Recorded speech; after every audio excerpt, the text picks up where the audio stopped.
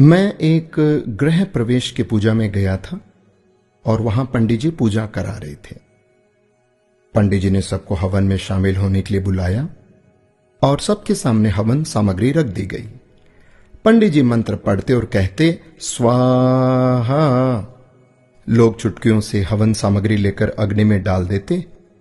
घर के मालिक को स्वा कहते ही अग्नि में घी डालने की जिम्मेदारी सौंपी गई। हर व्यक्ति थोड़ी सामग्री डालता, इस आशंका में कि कहीं हवन खत्म होने से पहले ही सामग्री खत्म न हो जाए। गृह मालिक भी बूंद बूंद करके घी डाल रहे थे। उनके मन में भी यही डर था कि कहीं घी खत्म ना हो जाए। मंत्रोच्चार चलता रहा, स्वाहा होता रहा और पूजा पूरी हो गई। सबके पास बहुत सी हवन सामग्री बची रह गई। घी तो आधा से भी कम इस्तेमाल हुआ था।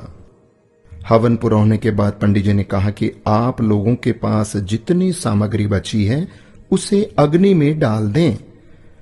गृह स्वामी से भी उन्होंने कहा कि आप इस घी को भी कुंड में डाल दें। एक साथ बहुत सी हवन सामग्री अग्नि में डाल दी गई। सारा घी भी अग्नि के हवाले कर दिया गया। पूरा घर धुएं से भर गया। वहां बैठना मुश्किल हो गया। एक एक करके सभी कमरे से बाहर निकल गए। अब जब तक सब कुछ जल नहीं जाता, कमरे में जाना संभव नहीं था। काफी देर तक इंतजार करना पड़ा, सब कुछ स्वाहा होने के इंतजार में। दोस्तों, मेरी कहानी यहीं रुक जाती है। उस पूजा में मौजूद हर व्यक्ति जानता था कि जितनी हवन सामग्री उसके पास है उसे हवन कुंड में ही डालना है, पर सभी ने उसे बचाए रखा कि आखिर में सामग्री काम आएगी या खत्म ना हो जाए। दोस्तों, ऐसा ही हम सब लोग करते हैं। यही हमारी फितरत है। हम अंत के लिए बहुत कुछ बचाए रखते हैं, जो अंत में जमीन, जायदाद, प्रॉपर्टी, बैंक बैलेंस, रुपया, पैसा, फलाना ढिकाना, ये जो इस रूप के भीतर में सब यहीं पड़ा रह जाता है।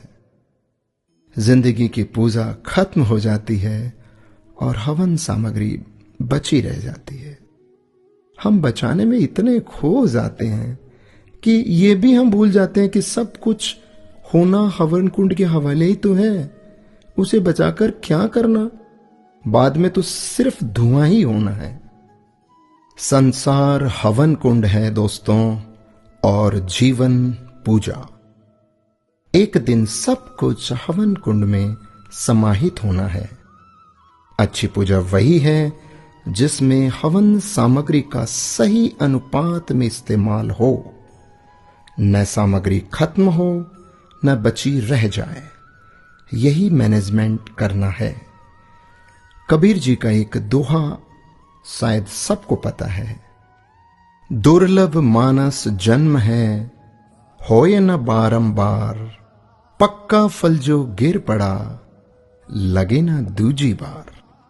दोस्तों, ये मनुष्य जन्म बार बार नहीं मिलेगा, तो क्यों ना हम समय का, पैसों का, अपनी सोच का और अच्छे कार्य करके इसका सही सदुपयोग और इस्तेमाल करें। राधे राधे।